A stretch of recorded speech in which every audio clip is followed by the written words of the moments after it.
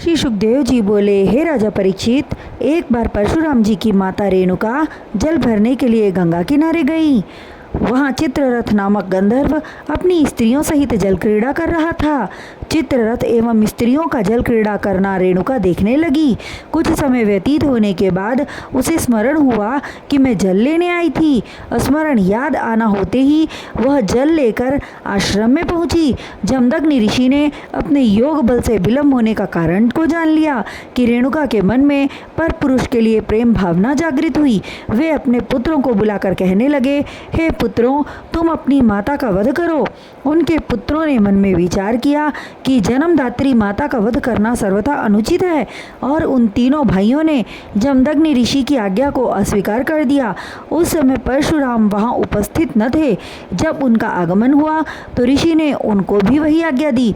पिता की आज्ञा सुनकर परशुराम ने यह भी न पूछा कि माता का अपराध क्या है। उन्होंने तुरंत अपने फरसे से माता रेणुका का शीश काट लिया। माता का वध करने के साथ जमदग्नि ने यह भी आदेश दिया था कि अपने भाइयों को भी मार डालो। परशुराम ने पिता की आज्ञा पूर्ण रूप से पालन करते हुए भाइयों को भी मार डाला। तब जमदग्नि ऋषि अत्यंत प्रसन्न हुए और कहने लगे, हे पुत्र परशुराम, तूने मेरी आज्ञा का पालन कर हमें अति प्रसन्न किया है, वर मांगो। यह सुनकर परशुराम जी घुटनों के बल पृथ्वी पर बैठ गए और जमदग्नि ऋषि के चरणों में शीश नवाकर बोले, हे पिताश्री, यदि आप मुझ पर प्रसन्न हैं और मुझे वरदान देना चाहते हैं तो यह वरदान दें कि मेरी माता एवं भाई पुनर्जीवित हो जाएं और अपने मारे जाने की बातें भूल जाएं। जमदग्नि ऋषि ने एवं मस्तु अर्थात ऐसा ही हो कहकर उन्हें पुनर्जीवित कर दिया। हे राजन, तत्पश्चात परशुराम जी ने विचार किया कि माता एवं भाइयों की हत्या का पाप मुझे लगा है, इसलिए पिता की आज्ञा लेकर वे तीर्थ करने चले गए। उधर सहस्त्रबाहु के 100 पुत्र जीवित बच गए थे।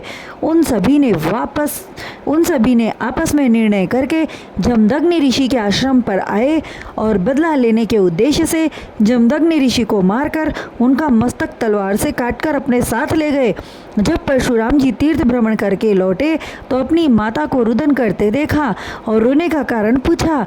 माता रेणुका के मुख से पिता की मृत्यु का वृत्तांत सुनकर अत्यंत क्रोधित होकर पृथ्वी को क्षत्रियहीन करने हेतु वचनबद्ध होकर अपने दिव्य फरसे को उठा लिया और महिष्मतीपुरी जाकर सहस्त्रबाहु के पुत्रों को मार डाला। तत्पश्चात 21 बार क्षत्रियों का नाश किया।